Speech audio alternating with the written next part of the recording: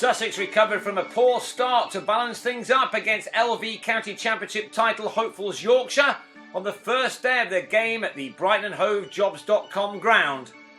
Andrew Gale would have been happy to have won the toss and put Sussex in, the home side possibly still a little shell-shocked after their batting display last week in Durham, one which saw Durham move 14.5 points clear of Yorkshire at the top of the table with 3 games to go. But Chris Nash was soon putting back to ball, only for him to lose his partner Luke Wells with 24 runs on the board, the left-hander edging Jack Brooks to Adam Lyth on 10. Sussex's own title ambitions disappeared in the North East last week, but they will still want a strong finish to the season, and Nash and Michael Yardy won't have wanted to make life easy for Yorkshire, a side who could really do with a win from this contest to go into the last 2 games of the summer possibly on top of the championship table. After a good start, Nash was undone by a cracking delivery from Liam Plunkett, which moved and bounced off the surface to have the batsman caught behind for 35. And soon afterwards, Yardy dragged the ball from Plunkett back onto his stumps to lead the home side on 79 for 3, Yardy departing for 29. Ryan Sidebottom then got in on the act in the next over by somehow clipping Ed Joyce's leg bail as he was out for 3 to put Yorkshire just where they wanted to be. Enter Rory Hamilton-Brown. There was nothing out of the ordinary about his first 8 runs, but he then, just before lunch, flicked Kane Williamson over mid-wicket for a 6. A shot he matched 3 balls later by driving the Kiwi over long on for another maximum. But then, next ball, the last before the break, he reached out for a flighty delivery and was bowled off the inside edge for 20 at 114 for 5. So it had been Yorkshire's session, and they now would have felt confident of getting through the rest of the Sussex order, one which included Matt Pryor, who now looked to develop a partnership with Ben Brown.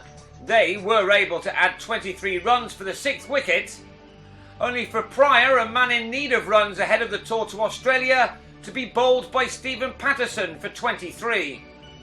Sussex gave a championship debut to the 32-year-old Pakistani Ashar Zaidi, an all-rounder who's put in some strong performances of late in the second team.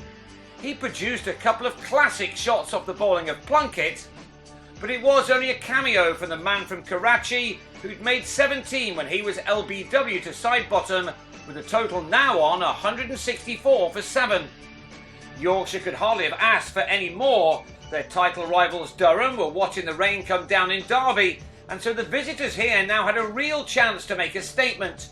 3 more wickets and bowling points would have been bagged, and they could then concentrate on batting themselves well ahead. But instead they found Brown in a feisty mood, although he was dropped on 14 just after Ashar was out. At last, a partnership of meaning began to develop, with Steve McGoffin playing his role in it extremely well. The morning sunshine had long since gone from the south coast, and so the bowlers should have fancied their chances even more, yet the opposite turned out to be the case. Brown batted really well and deservedly reached a 50 from his 103rd delivery. From those, he struck 5 fours and by now taken his side well beyond 200, with his partnership with McGoffin continuing to grow. This was the 4th time that Brown had scored a half-century this summer, his highest score of 93 also coming against Yorkshire.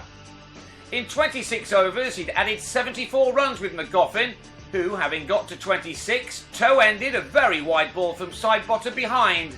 It may have even been a wide had he left it alone. Williamson soon added the wicket of James Anyon, who was somewhat mystified to be bowled, leaving with his side on 254 for 9.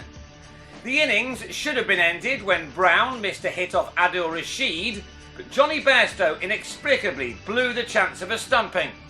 And that meant that Yorkshire had still not got into bat by the day's end, an end which came 20 overs early because of the light. Brown was still seeing the ball well enough though, and by the time the umpires dragged the players off, even though spinners were being employed at both ends, he and last man Lewis Hatchett had advanced the total along to 276. By some distance, Brown had played the innings of the day, and he'll go again on the second morning on 78, needing Hatchett to stick it out for a while longer to get to 3 figures for the first time this year.